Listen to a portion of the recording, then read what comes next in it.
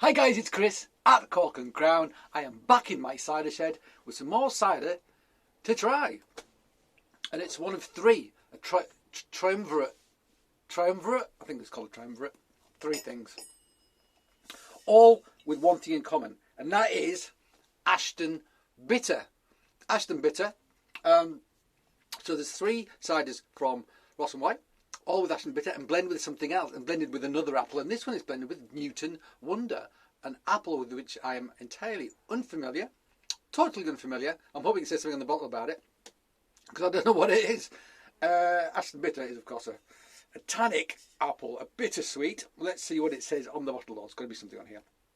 Blah de blah. In October 2020, we experimented by pressing 3 barrels of Ashton Bitter, each co-fermented with a different sharp apple variety.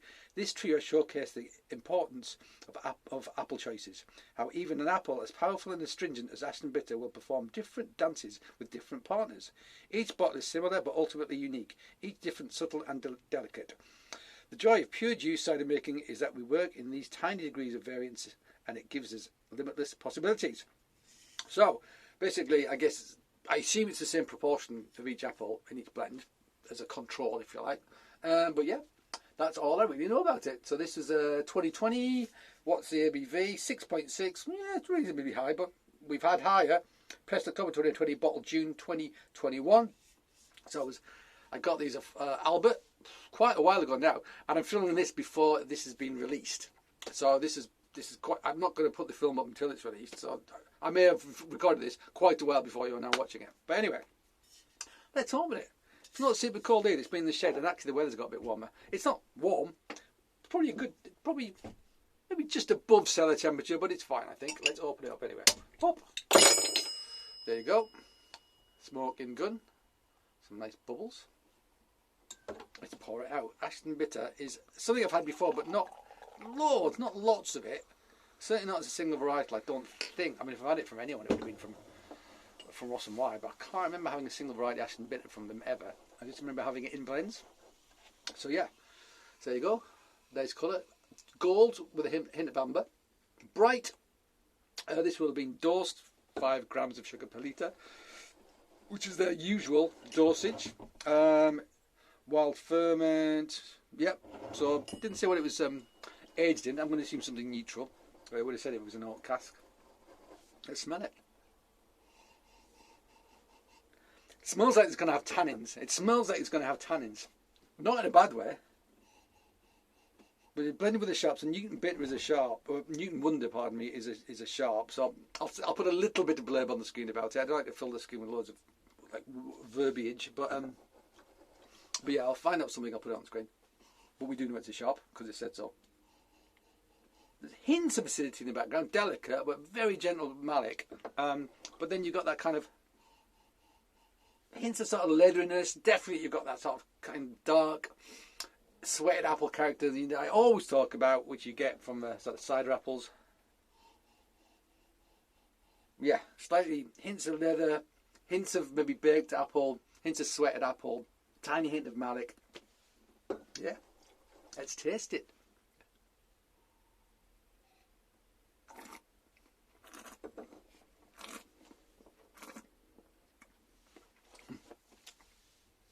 Yes, Ashton Bitter is astringent. That's quite mouth drying.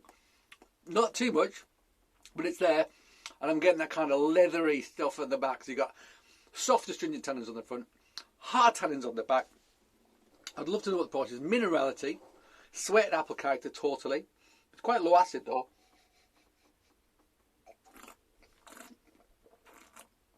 Nice bubbles. Yeah, I mean, there is some acidity. It's quite delicate, so it's not like they've not put. It's not like they're putting like a load of Foxwell or something. Or even the smallest amount. I mean, Jesus Christ, there's only 5% in that, and the acidity on it's bonkers. And it's 5% Foxwell in that, and the acidity. I love it. It's great, but you don't need a lot. Nothing like that at all. Just very delicate acidity. I mean, I assume that it's a bittersweet. Ashton Bitter is very, very low in acidity, but because it's not super acid, almost smells like a sweet pastry on the nose, which I like. sweet apple pastry, something like that. In a nice way, maybe slight hint of butter about it.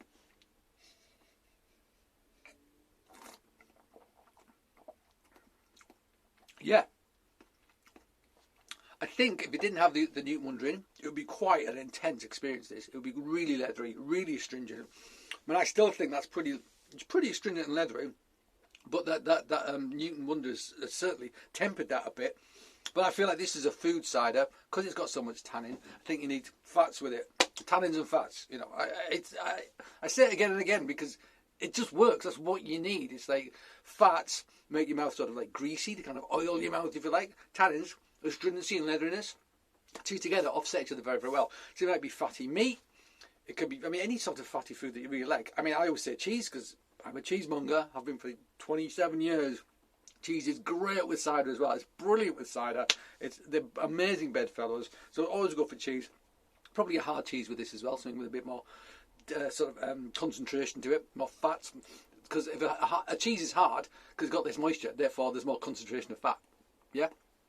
So yeah, hard cheese. I mean, obviously like a cheddar, but anything Alpine as well would be great with this. In fact, something Alpine with a bit of sweetness, something like Comté would be great with this as well, because that's got the leatheriness with the sweetness from a Comté, from an Alpine cheese, from a cooked curd cheese would be amazing.